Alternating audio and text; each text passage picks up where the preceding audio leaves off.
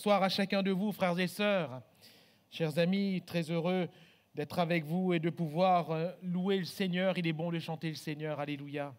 Il est bon de le bénir de tout notre cœur et il est bon également de pouvoir partager sa parole, ce que je vous invite à faire sans plus tarder dans l'Évangile selon Jean, dans le chapitre 4. Et nous allons faire la lecture à partir du verset 4, une lecture que nous connaissons bien. Même si nous connaissons, il est bon de lire et de relire la parole de Dieu. Alléluia. Bon d'avoir plaisir à lire la Bible. Amen. Je crois que c'est un plaisir, c'est un bonheur que d'ouvrir sa Bible, que de la lire, que ce soit dans notre chambre, là, dans le lieu secret où nous sommes en rencontre avec le Seigneur, mais aussi dans l'assemblée. Jean chapitre 4, à partir du verset 4, comme il fallait que Jésus passa par la Samarie, il arriva dans une ville de Samarie nommée Sichar, près du champ que Jacob avait donné à Joseph, son fils. Là se trouvait le puits de Jacob. Jésus, fatigué du voyage, était assis au bord du puits. C'était environ la 6e heure. Une femme de Samarie vint puiser de l'eau. Jésus lui dit « Donne-moi à boire », car ses disciples étaient allés à la ville pour acheter des vivres. La femme samaritaine lui dit « Comment toi, qui es juif, me demandes-tu à boire ? À moi qui suis une femme samaritaine. Les Juifs, en effet, n'ont pas de relation avec les Samaritains. » Jésus lui répondit, « Si tu connaissais le don de Dieu, et qui est celui qui te dit « Donne-moi à boire », tu lui aurais toi-même demandé à boire, et il t'aurait donné de l'eau vive. Seigneur, lui dit la femme, « Tu n'as rien pour puiser, et le puits est profond. D'où aurais-tu donc cette eau vive ? Es-tu plus grand que notre père Jacob, qui nous a donné ce puits et qui en a bu lui-même, ainsi que ses fils et ses troupeaux ?»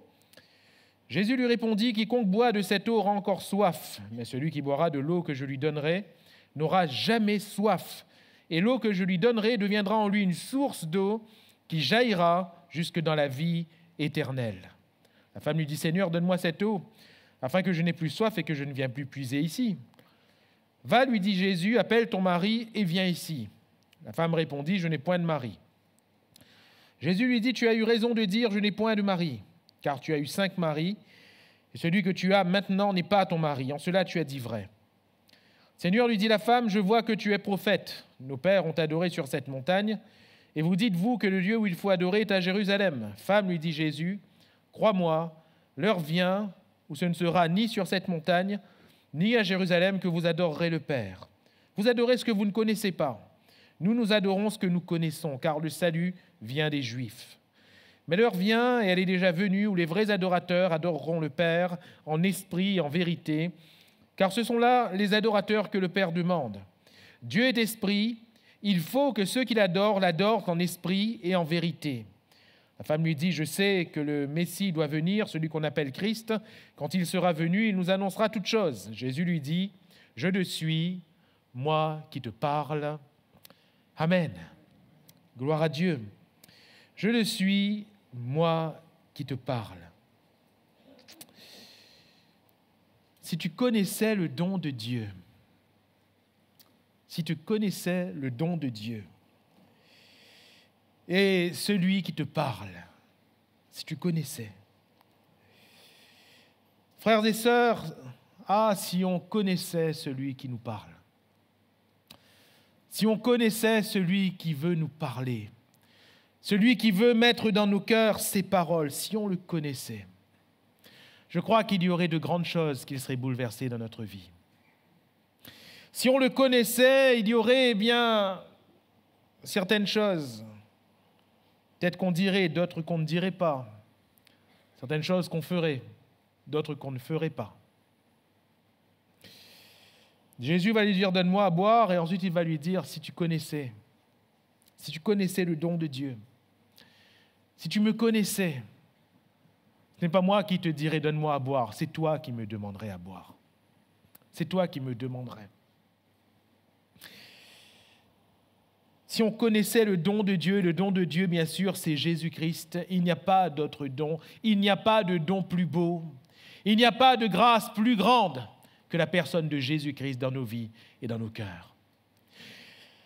C'est pour cela que Jésus, frères et sœurs, chers amis, doit être et rester, comme nous l'avons chanté tout à l'heure, le rocher, la pierre angulaire de toute notre vie.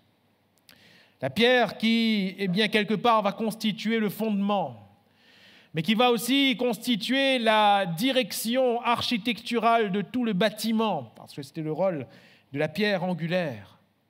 Eh bien, Jésus doit être tout dans notre vie. Alléluia.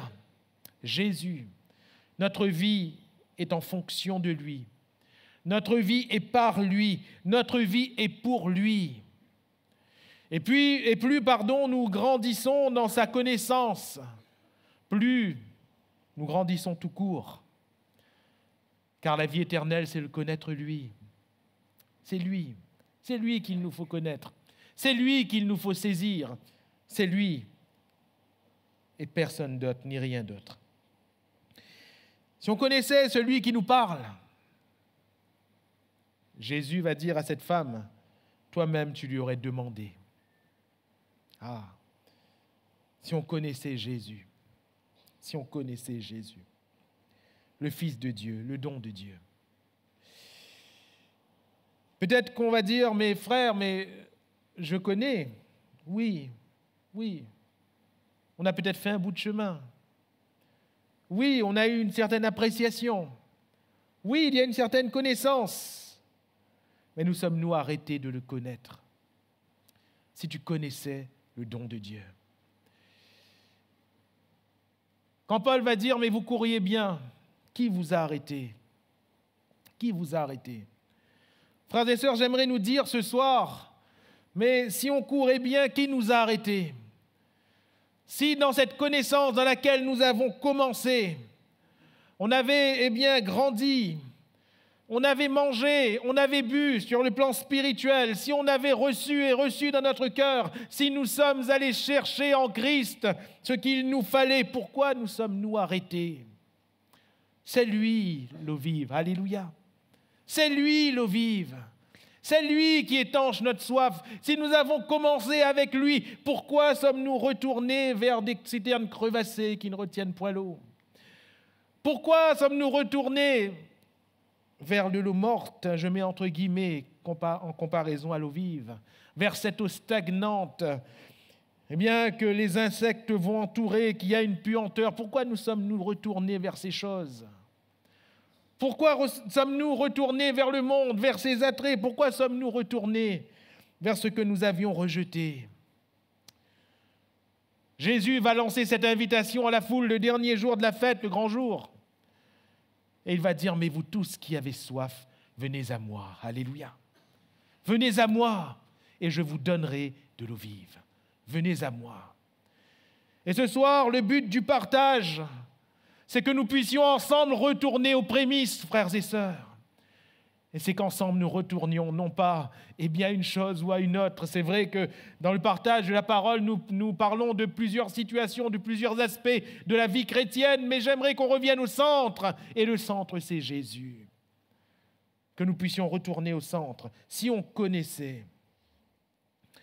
Qu'est-ce qu'il nous faut connaître de Jésus? Tout simplement au travers du texte que nous venons de lire, le don de Dieu, Jésus-Christ, qui a été donné au monde pour son salut, qui nous est donné pour notre salut, et j'aimerais le personnaliser, qui m'est donné pour mon salut. Ce que nous découvrons premièrement, c'est que Jésus n'est pas venu donner une bénédiction passagère, mais il est venu donner la vie éternelle. Alléluia. Pas une bénédiction passagère, mais la vie éternelle. Versets 13 à 14, Jésus lui répondit, « Quiconque boit de cette eau aura encore soif. » Quiconque boit de cette eau aura encore soif. Qu'est-ce que ça signifie? Que si j'ai dans mon âme encore soif, que si dans mon âme je ne suis pas satisfait, je ne suis pas rassasié, c'est parce que je n'ai pas bu à l'eau qu'il fallait boire. Si dans mon cœur, il y a encore une insatisfaction, si je suis encore en train de chercher, de tâtonner, pardonnez-moi l'expression, de patauger, c'est parce que je n'ai pas bu ou je n'ai plus bu à l'eau où il fallait boire. Quiconque boit de cette eau aura encore soif, et Jésus montre l'eau qui n'est pas en lui. Il montre l'eau qu'il ne donne pas. Et bien sûr que c'est une image quand il montre cette eau physique. Frères, sœurs, chers amis, si nous buvons, eh bien à l'eau de ce monde, nous aurons encore soif. Si nous buvons à l'eau des plaisirs, nous aurons encore soif. Si nous buvons à l'eau du train, de la routine de ce monde, nous aurons encore soif. À quelle eau buvons-nous? Si nous buvons à l'eau de nos petites affaires qui réussissent, nous aurons encore soif. Si nous buvons à l'eau seulement de nos occupations quotidiennes pour s'y adonner, nous aurons encore soif. Oui, il y a des choses qui sont légitimes et je ne suis pas en train de dire qu'il faut tirer un trait sur ces choses qui sont légitimes. Mais où est notre source? Où est notre source? Jésus dira, mais celui qui boira de l'eau que je lui donnerai n'aura jamais soif. Alléluia. De l'eau que je lui donnerai. Et l'eau que je lui donnerai deviendra en lui une source d'eau qui jaillira jusque dans la vie éternelle. Amen. Une source d'eau qui jaillira jusque dans la vie éternelle. Jésus veut nous donner cette eau, l'eau de la vie. Cette eau qui non seulement va nous remplir, nous satisfaire, mais qui va devenir en nous une source même. Alléluia. Une source. Pour qui? Mais pour ceux qui nous entourent. Pour les autres. Et ainsi, pour revenir à cette parole donnée à Abraham, nous serons bénis et nous deviendrons une source de bénédiction. Comment? Par Christ en nous. C'est pour cela que, après avoir connu cette eau-là, vous vous rappelez l'ordonnateur du repas dans les noces de Cana, face à l'eau changée en vin, il va dire, eh bien, vous avez gardé le meilleur vin jusqu'à la fin. C'est le meilleur. Frères et sœurs, quand on a goûté à la meilleure eau, pourquoi est-ce qu'on retourne à ces eaux qui ne mènent à rien, qui ne donnent rien et qui ne satisfont pas la soif?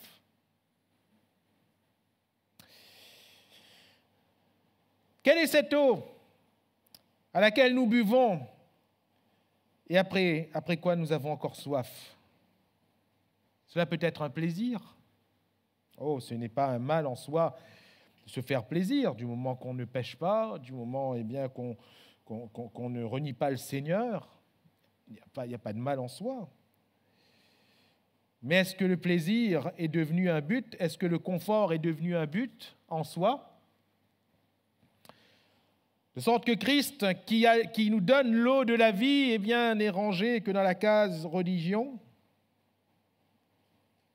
Quelle est cette eau qui nous donne encore soif? Frères et sœurs, merci au Seigneur de ce qu'il a changé notre vie, de ce qu'il nous a retirés du monde, et de ce que dans sa grâce, il nous a aussi accordé plusieurs grâces et plusieurs bénédictions. Alléluia. Beaucoup au milieu de nous, eh bien, n'avaient pas d'emploi, ont trouvé un emploi. C'est une grâce. Beaucoup au milieu de nous ont trouvé une épouse, un époux, c'est une grâce. Alléluia. Beaucoup au milieu de nous, eh bien, ont trouvé des portes fermées qui se sont ouvertes. Beaucoup ont trouvé, eh bien, des choses qu'ils n'avaient pas trouvées avant. C'est une grâce. Ainsi, beaucoup ont pu avoir un salaire qu'ils n'avaient pas avant, beaucoup ont pu investir, beaucoup ont pu développer peut-être leur travail, leur entreprise et acquérir quelques positions. Gloire à Dieu pour toutes ces choses. Mais est-ce là l'eau à laquelle nous buvons? Est-ce là l'eau à laquelle nous buvons? Est-ce ce que nous recherchons? Jésus doit rester notre eau. Alléluia. Jésus doit rester notre source. C'est à lui que nous devons boire. Parce que si nous buvons de cette eau-là, de cette eau de la réussite, de cette eau du confort, de cette eau des plaisirs multipliés, nous aurons encore soif. Nous aurons encore soif. Et ce ne sera jamais fini. On ne sera jamais content. Pourquoi? Parce que notre cœur ne sera jamais satisfait. Jésus a dit, venez à moi, et moi je vous donnerai de l'eau vive. Alléluia. Et vous n'aurez plus soif. Quelle est cette eau qui nous donnera encore soif, malheureusement, qui va nous contenter peut-être pour un instant, peut-être, Eh bien, peut-être que c'est une solution, une bénédiction dans un domaine, un problème. Un problème que, eh bien, nous avons peut-être même présenté au Seigneur et le Seigneur a permis la solution à ce problème. Gloire à Dieu. Gloire à Dieu. Nous étions malades, le Seigneur nous a guéris. Nous avions tel ou tel besoin, le Seigneur était intervenu miraculeusement. Gloire à Dieu. Gloire à Dieu. Mais est-ce là l'eau que le Seigneur veut nous donner? Jésus a dit à cette foule qui le suivait, parce qu'il, eh bien, il s'attendait à une autre multiplication des pains. Jésus leur a dit, vous venez après moi, non pas à cause du miracle, mais parce que vous avez mangé et vous avez été rassasiés. Vous avez bien mangé, vous avez été rassasiés, vous en voulez encore. La soif n'était pas étanchée, voyez-vous. La soif n'était pas étanchée. En l'occurrence, c'est la faim, physiquement. La soif n'était pas étanchée. Je parle ici d'une soif spirituelle. Cette foule n'avait pas compris. Cette foule, eh bien, venait pour une bénédiction. C'est une eau qui ne désaltère pas profondément. Si le Seigneur a arrêté ce soir, s'il a arrêté, je dis bien si, s'il a arrêté de répondre aux besoins que nous lui présentons, s'il a arrêté de solutionner les problèmes que nous rencontrons, serait-il toujours notre Seigneur? Serait-il toujours notre Dieu? Si le Seigneur permettait qu'on passe par un désert où on ne trouve plus de solution, où la main de Dieu nous semblerait être totalement absente, resterait-il notre Dieu? Il me semble que c'est là la véritable définition de l'épreuve. Quand il nous semble que le Seigneur n'est plus là. Quand il nous semble que le Seigneur n'agit plus pour nous. Je dis bien pour nous.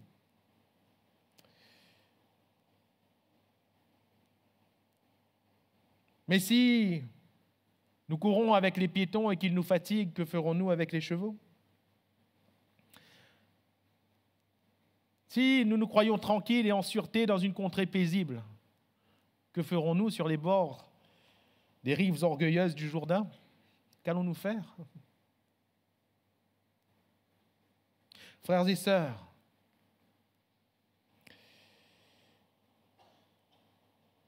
tout est fait sur notre chemin avec le Seigneur. Tout est fait pour que nous apprenions, ou que ce soir nous réapprenions que c'est Jésus qui donne l'eau de la vie. Et que l'eau de la vie, elle ne se trouve pas dans une situation, elle ne se trouve pas dans la résolution d'un problème, elle ne se trouve pas dans une bénédiction, elle ne se trouve pas dans une réussite. L'eau de la vie se trouve en Jésus. Et c'est Jésus seul qui désaltère notre âme, qui désaltère notre cœur. C'est Jésus seul qui nous satisfait profondément. Alléluia! Cette femme n'avait pas besoin prioritairement d'une solution. Elle n'avait pas besoin prioritairement de quelque chose dans un domaine, dans une autre. Elle avait besoin de l'eau de la vie. Frères et sœurs, en tant qu'êtres humains, nous avons besoin de l'eau de la vie. Alléluia! Au-dessus de tout, au-delà de toute chose. Peut-être que chacun d'entre nous, nous pourrions nommer chacun des besoins différents, mais nous avons tous besoin de l'eau de la vie pour que nous n'ayons plus soif et que nous n'allions plus puiser n'importe où. Alléluia! Jésus n'est pas venu te donner une bénédiction passagère. Jésus n'est pas venu me donner une bénédiction passagère, mais il est venu nous donner la vie éternelle. Et l'eau de la vie, c'est celle qui désaltère véritablement notre âme. Deuxièmement, dans ce texte, nous découvrons que Jésus n'est pas venu pour appuyer le mal, mais il est venu pour nous en délivrer. Alléluia! Si tu connaissais le don de Dieu. Jésus n'est pas venu pour appuyer le mal, mais pour nous délivrer. Versets 16 à 18, « Va, lui dit Jésus, appelle ton mari. » C'est juste après que cette femme ait demandé de l'eau. Vous savez, si c'était n'importe quel autre ministère, on aurait dit, ça y est, mais on a gagné. On a présenté, Seigneur, l'eau de la vie. Et cette femme dit, donne-moi cette eau. Alléluia, on a gagné. Mais Jésus il pose une question qui, si on s'arrêtait là, on dirait, mais qu'est-ce que tu fais? Tu vas faire fuir cette femme. Hein? Tu vas la faire fuir. Appelle ton mari et viens ici. Jésus connaissait sa situation. Et Jésus met le doigt où ça ne va pas.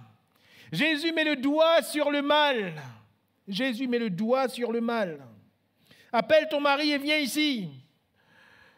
Tu vas la faire fuir. Ah, heureusement, Seigneur, la femme n'a pas fui, elle est restée là. Elle est pudique, je n'ai point de mari. Seigneur, c'est bon, ne va pas plus loin, garde-la ici, donne-lui cette eau. Garde-la ici. Jésus lui dit, tu as eu raison de dire, je n'ai point de mari, car tu as eu 5 maris, et celui que tu as maintenant n'est pas ton mari. En cela, tu as dit vrai. Seigneur, pourquoi tu fais ça? Seigneur, pourquoi tu fais... Elle a fait tout pour rendre la chose un peu plus facile, vous savez. C'est pudique, c'est comme si elle avait mis une serviette pour cacher ce qui n'était pas joli à voir. C'est pudique. Seigneur, pourquoi tu enlèves la serviette comme ça brutalement, Seigneur? Seigneur, pourquoi tu fais ça? Déjà, elle a du mal à faire face aux autres. Déjà, elle vient en plein midi à ce puits pour ne rencontrer personne. Parce que tout le monde lui dit la même chose. Elle a eu 5 maris. Elle est maintenant avec un homme qui n'est pas son mari. Tout le monde est en train de souligner son mal. Tout le monde est en train de souligner, eh bien, l'objet de sa souffrance. Jésus, pourquoi tu rajoutes une couche? Pourquoi? Mais comme je viens de le dire, et je le maintiens, Jésus n'est pas venu pour appuyer le mal, mais pour nous en délivrer. Alléluia. Vous savez, quand vous allez voir un médecin parce que vous avez une plaie, peut-être que la plaie, vous ne la montrez à personne, peut-être qu'elle est sur le bras, vous avez mis une manche suffisamment longue pour la cacher. Mais quand vous arrivez devant le médecin, qu'est-ce qu'il faut faire? Il faut découvrir, n'est-ce pas? Même si c'est hideux, même si c'est laid, même si nous n'avons pas envie de montrer, il faut découvrir. Même si c'est sur une partie intime, malheureusement, il faut découvrir. On ne veut pas, bien sûr, on est pudique. Ça ne nous fait pas plaisir de montrer, mais il le faut. Pourquoi? Pour la guérison. Pourquoi Jésus découvre ce que cette femme veut cacher? Non pas pour appuyer comme le font les autres, mais pour l'en délivrer. Alléluia. Et vous avez remarqué que dans toutes les situations où des hommes ou des femmes sont venus vers Jésus pour être guéris, pour recevoir une réponse favorable du Seigneur, il fallait qu'ils se découvrent. Ce n'était pas facile pour Bartimée de se lever. Hein? Lui, mendiant aveugle, comment pouvait-il s'approcher de Jésus? Comment pouvait-il faire? Quand il a crié, il était bien conscient que tout le monde allait le regarder. Il était bien conscient que tout le monde allait voir sa cécité. Ce n'était pas facile pour cet homme à la main sèche dans le temple de venir devant tout le monde. Et comme Jésus lui a dit, tends ta main. Il fallait qu'il montre cette main sèche. Il fallait qu'il montre ce qui n'était pas beau à voir. Cette main atrophiée, il fallait qu'il la montre pour que Jésus le guérisse. Alléluia. Mais Jésus n'est pas là pour appuyer le mal. Parce que si c'était laid de voir cette main atrophiée, quelle beauté de voir cette main reprendre vie. Alléluia. Ça commence par le mal, mais ça finit par le bien. Ce n'était pas facile pour Bartimée de tâtonner, d'aller partout. Mais quelle gloire de voir Bartimée voir et suivre Jésus dans le chemin. Ce n'était pas facile pour cette femme de faire face encore à ce que tout le monde lui disait. Et même s'il ne le lui disait pas avec la bouche, il le lui disait avec les yeux. Ce n'était pas facile. Mais si nous lisons la suite du texte que nous n'avons pas lu, nous voyons cette femme totalement délivrée. Alléluia. Elle traverse le village. Elle traverse le village. Jésus n'est pas venu pour appuyer le mal, mais pour nous en délivrer. Amen. Le mal ici, dans le cœur de cette femme, c'est une souffrance qui la pèse. C'est une souffrance. D'échec en échec, elle est allée. Elle s'est mariée une fois, le mari l'a rejetée. Elle s'est mariée 2 fois, le mari l'a rejetée. Elle s'est mariée 3 fois, le mari l'a rejetée. Et peut-être que là où vous ou moi, on se serait arrêté. Elle a poursuivi. Je ne sais pas si elle avait de l'espoir, certainement. Mais 4 fois, le mari l'a rejetée. 5 fois, le mari l'a rejetée. Et arrivée au bout de son espoir, elle a fini par dire à un homme, « Eh bien maintenant, je me mets à ta disposition. Fais de moi ce que tu voudras. » Parce que la condition de la femme était telle à l'époque que s'il n'y avait pas un homme ou un enfant ou quiconque pour prendre soin d'elle, la femme, elle n'avait rien à manger. Elle était laissée pour compte. Il n'y avait pas d'allocation à l'époque. Elle était laissée pour compte. Il fallait bien qu'elle mange, il fallait bien qu'elle vive. Et d'où ce concubinage. Et ce n'est pas un concubinage comme on l'envisagerait aujourd'hui dans notre société française ou réunionnaise. C'était parfaitement reçu dans la société de l'époque, cette société de polygames. Mais cette femme porte ce mal, cette souffrance. Et peut-être que quelqu'un ce soir porte une souffrance. Jésus donne l'eau de la vie. Alléluia. Jésus n'est pas là pour appuyer sur notre souffrance. Jésus n'est pas là pour augmenter notre souffrance. Jésus est là pour nous délivrer de notre souffrance. Alléluia. Il nous délivre du mal. Quand on parle du mal, j'aimerais parler également du péché, même si pour cette femme, il nous semble qu'il ne s'agisse pas forcément d'un péché. Mais j'aimerais dire que Jésus n'est pas là non plus pour appuyer le péché, pour encourager le péché. Et si à l'époque, culturellement, cela avait une autre connotation, pas forcément que Dieu agréait ces situations de concubinage, mais aujourd'hui, alors que nous sommes là devant le Seigneur, nous savons ce qu'est le péché. Nous connaissons les situations illicites. Nous savons ce qui ne correspond pas au Seigneur et à sa gloire. Nous savons ce qui est contre Dieu dans notre vie. J'aimerais être clair, Jésus n'encouragera jamais le péché. Et c'est pour cela qu'avant de nous bénir, il met le doigt sur ce péché. Il met le doigt sur ce qui ne va pas. Pourquoi ? Pour nous faire mal ? Non, pour nous en délivrer. Alléluia. Pour nous en délivrer. Il veut nous délivrer du péché. Il voulait guérir ce paralytique de sa souffrance, de sa maladie, de sa cécité physique. Ce paralytique porté par 4 hommes, vous vous en rappelez ? Il voulait le guérir. Mais que dit-il juste avant ? Mon enfant, tes péchés sont pardonnés. Alléluia. Tes péchés sont pardonnés. Il veut résoudre premièrement la question du péché. Et c'est ce qu'il veut faire également dans notre vie. Laissons Jésus résoudre la question du péché. Alléluia. Si nous ne savons pas que faire, lui, il le sait. Il l'a déjà réglé à la croix. Et il veut nous laver par son sang précieux. Laissons Jésus découvrir le péché que nous sommes en train de couvrir avec tant de peine. Laissons Jésus mettre à la lumière ce qui est noir, même si ça ne nous fait pas plaisir, même si, comme l'image que je prenais tout à l'heure, c'est hideux, c'est laid, on ne veut pas que les autres sachent. Laisse Jésus découvrir, parce que quand Jésus découvre, c'est pour guérir. Alléluia. Quand Jésus découvre, c'est pour pardonner, c'est pour délivrer, c'est pour libérer. Jésus n'est pas venu appuyer le mal, mais il est venu pour nous en délivrer. La troisième chose que nous découvrons dans ce texte, Jésus n'est pas venu donner une religion, mais il est venu donner la liberté glorieuse des enfants de Dieu.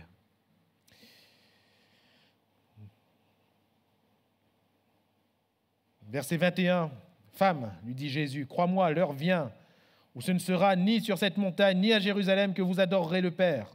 Vous adorez ce que vous ne connaissez pas, nous adorons ce que nous connaissons, car le salut vient des Juifs, mais l'heure vient.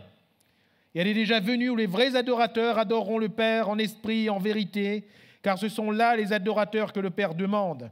Dieu est esprit, il faut que ceux qui l'adorent en esprit et en vérité. Alléluia. Et voyez-vous, cette adoration n'est pas une religion instituée par Jésus. Jésus n'institue pas une nouvelle religion en disant « à partir de maintenant, vous n'irez plus sur le mont Garizim, vous n'irez plus sur, à Jérusalem. À partir de maintenant, il faudra adorer en esprit et en vérité. » Ce n'est pas une règle que Dieu promulgue ici. Non, non. Jésus n'est pas venu donner une religion, mais Jésus est venu proclamer une liberté. Et cette liberté est celle ici de l'adoration. Adorer Dieu en esprit et en vérité, plutôt que par des rites, plutôt que par toutes sortes de règles, plutôt que par toutes sortes de ne goûte pas, ne touche pas, ne fais pas. Dieu n'est pas un Dieu de restriction. Dieu est un Dieu de liberté. Alléluia. Si le Fils vous affranchit, vous serez réellement libre. C'est le principe de la vie. Voyez-vous, parce que nous sommes vivants, nous sommes libres. Libres de nous mouvoir, libres de parler, libres de penser. Mais si restrictions il y a, il ne s'agit pas de règles. Le Seigneur ne nous donne pas des règles pour que nous les suivions. Le Seigneur nous montre par sa parole comment cette vie est en danger, la vie qu'il nous donne. C'est le principe de la vie. Vous savez, voyez, je suis libre. Mais si je bois du poison, je vais mourir. C'est néfaste pour la vie qui est en moi. D'où le petit avertissement sur tout produit dangereux. Ce n'est pas pour nous priver de notre liberté. C'est pour qu'il n'y ait pas d'effet néfaste sur la vie que nous avons. C'est la même chose quand Dieu nous parle. Ne voyons pas le Seigneur comme s'il voulait nous priver de quelque liberté que ce soit. Non. C'est simplement que la vie qu'il nous a donnée est si précieuse qu'il voudrait qu'on se garde de tout ce qui est néfaste pour cette vie. Et le péché est néfaste pour cette vie. Les mauvaises pensées sont néfastes pour cette vie. Tout ce qui est contraire à la parole de Dieu est néfaste pour cette vie.